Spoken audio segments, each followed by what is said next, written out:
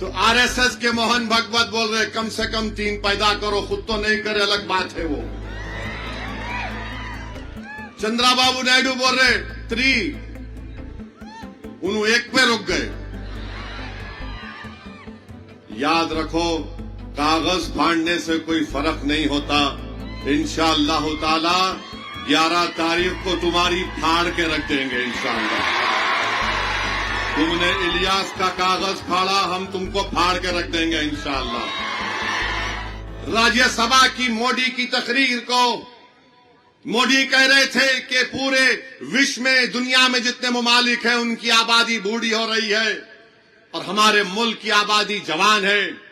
काश को उठकर पूछता मुल्क के वजीर आजम से कि अगर इस मुल्क की आबादी 60% 40 साल से कम उम्र की है तो आपने इनके लिए क्या नौकरी का इंतजाम किया, इनको क्या स्किल सिखाया आपने इन लोगों को। क्योंकि ये बात सच है कि पूरी दुनिया में अगर कोई नौजवान मुल्क है तो भारत है, मगर हम जिसको अंग्रेजी में बोलते हैं इस डेमोग्राफिक डिविडेंड का कैसे इस्तेमाल कर रहे हैं। ये जवान जो लोग आज भारत की 60% आबादी है वो 20 साल तक ऐसा ही रहेगा। उसके बाद भारत की 12% आबादी 133 करोड़ आज है, उसका 10% देख लो जो ज़ईफ और बूढ़ी हो जाएगी। कितना महंगाई होगी, कितना खर्चा उन लोगों के लिए करना पड़ेगा, इसका हम सोचते नहीं है। बजाय उसके क्या बोलते, मुसलमान इतनी आबादी बढ़ रही, मुसलमान बच्चे पैदा कर रहे। जालिमों, 2021 तक मुसलमानों की आबादी स्टेबलाइज हो जाएगी। इस मुल्क में कभी भी मुसलमानों की आबादी हमारे हिंदू भाई बहन की आबादी से आगे नहीं जाएगी। अब बात इनको समझ में आ रही कि 25-30 साल के बाद इस मुल्क की आबादी बूढ़ी होगी। तो आरएसएस के मोहन भागवत बोल रहे कम से कम 3 पैदा करो, खुद तो नहीं करे अलग बात है वो। चंद्राबाबू नायडू बोल रहे 3, उन्होंने 1 पे रुक गए।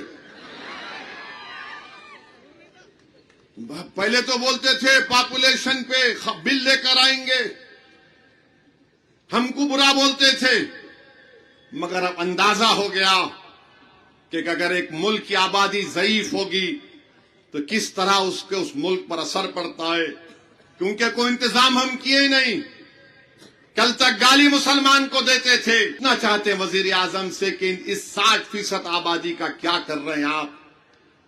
एक ईसाई पादरी है, उसको पकड़कर क्रिसमस के वक्त उसके मुंह में गोबर डालकर, उसके सर पर सिंदूर लगाकर, उसके गले में जूतों का हार डालकर उसके गांव में उसको फिराया गया। क्या कसूर है उसका कि वो ईसाई है। मोहम्मद मकानदार एक लड़के का नाम है, बंगाली बोलने वाला, मॉब लिंचिंग कर दी गई। गाड़ी में जा रहा, गाड़ी में उतार के मारे उसको। पहले केस उस पे बुक करे, मरने के बाद बोले नहीं नहीं उसकी मॉब लिंचिंग हो गई। त्रिपुरा में बीजेपी की सरकार, मस्जिद पे हमले, घरों को जला दिया गया। क्या वजह थी? नहीं, चंदे के पैसे पे झगड़ा हुआ। कश्मीर का मुसलमान निकलकर गरीब सामान बेचने आता है तो वहां पर बच्चे का, एक नौजवान बच्चे का सर फोड़ दिए। वीडियो बनाकर बोलते नारा लगाओ। कहे कोई बंगला जबान बोलता बांग्लादेशी, कोई कश्मीर से आया तो क्यों आया। और फिर हम और आप बोलते कश्मीर भारत का टूट हिस्सा है और रहेगा इंशाअल्लाह। मगर जब कश्मीर की जमीन से मोहब्बत है तो जमीन पर बसने वाले इंसानों से क्यों मोहब्बत नहीं आ रही सिर्फ बीजेपी वालों को। अगर जमीन से मोहब्बत है तो जमीन पर रहने वालों से मोहब्बत होनी चाहिए। मैंने अपने इस पब्लिक स्कूल की तेलुगु की एक पोएम सुना था, देश मट्टू मट्टी का दो देश मट्टी मन मंचुलोई। मैं सुना था, ये शायद तेलुगु का तलफ़ुज़ गलत होगा। हमारे तेलुगु के टीचर थे, सामा शिवराव साहब सिखाते थे हमको। देश की मट्टी तो जमीन पर रहने वालों से है ना, मगर उससे मोहब्बत नहीं। हर जगह आप देख लो। अने आप बताइए, सोमनाथ की मंदिर पर यकीनन حملے ہوئے، اس سے کوئی انکار نہیں کر سکا، تاریخ کا حصہ ہے. مگر بھارت کے وزیر اعظم بولتے کہ اس میں کون لوگ تھے آج دیش میں رہ رہے. ارے 1100 سال پرانا واقعہ، انہیں کون اس کا زندہ ہے کیا معلوم. مگر گولوالکر ایسا ہو رہی، گولوالکر آرگنائزر میگزین میں لکھ کے دیے کہ سومناتھ کی مندر کو جب لوٹا جا رہا تھا تو ہندو راجا بھی ساتھ تھے. بولو مودی جی کون تھے وہ؟ مانے ہر چیز کو نیشنل سیکورٹی ایڈوائزر ہے، بولتے تاریخ کا بدلہ لو. کس سے بدلہ لیں گے آپ؟ کس سے بدلہ لیں گے بولو؟ چلو شروع کرو، بدلہ لیتے ہیں. راون کے ظلم کا بدلہ کون لے گا؟ مہابھارتا میں جو کوروا نے کیا اس کا بدلہ کون لے گا؟ بتاؤ کون لے گا؟ پشپمترا سنگا نے جو مندروں کو توڑا اس کا بدلہ کون لے گا؟ موریاس کے زمانے میں ہنس آئے تھے، انہوں نے کیا کیا، اس کا بدلہ کون لے گا؟ دلی کی سڑکوں پر سکھوں کے خون کی ہولی کھیلی گئی، اس کا بدلہ کون لے گا؟ آسام میں نلی میسکر ہوا، 4000 مسلمانوں کو راتوں رات کاٹ کے پھینک دیا گیا، اس کا بدلہ کون لے گا؟ ارے کب تک بدلے کی بات کر رہے؟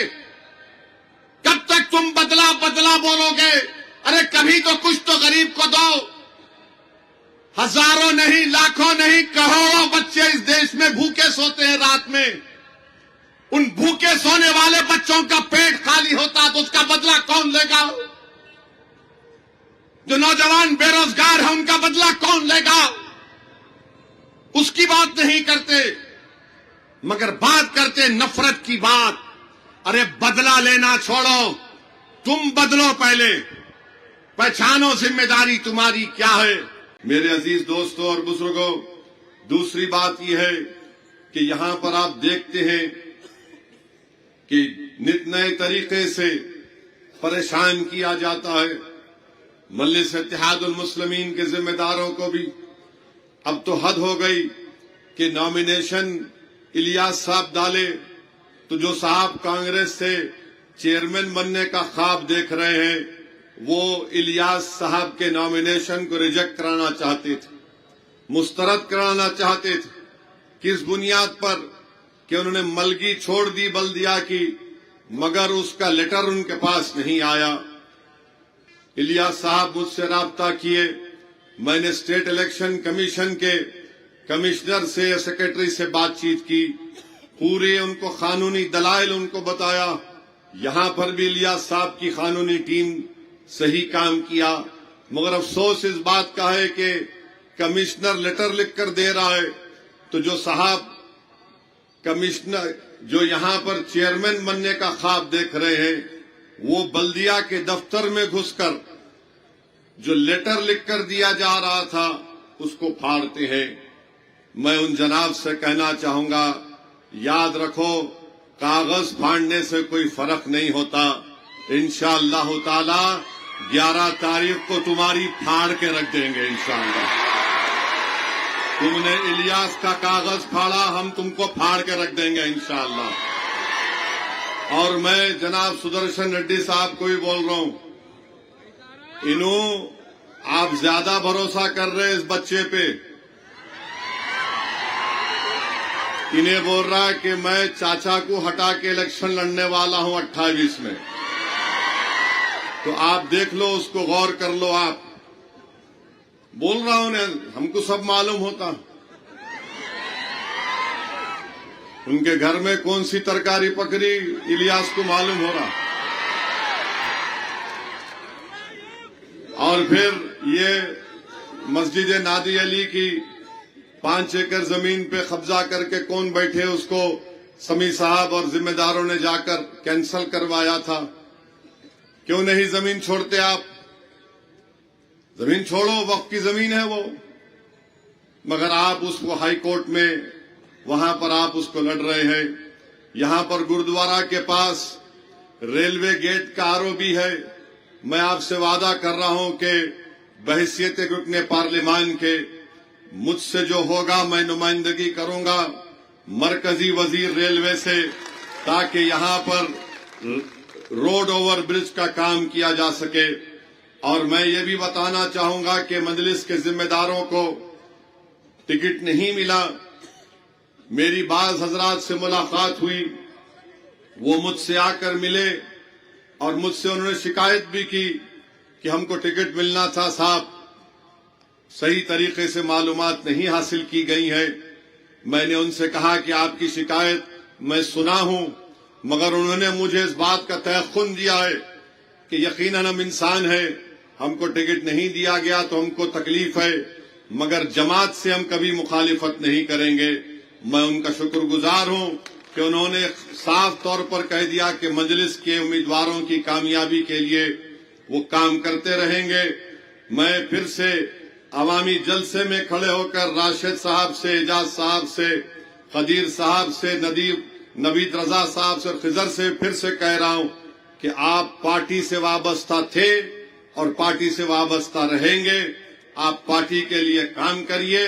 अगर बल्दिया का इलेक्शन का टिकट नहीं मिला तो मजलिस इत्तेहादुल मुस्लिमीन आपको पार्टी को आगे बढ़ाने की जिम्मेदारी आपको देगी, ताकि आप पार्टी को मजबूत कर सकें।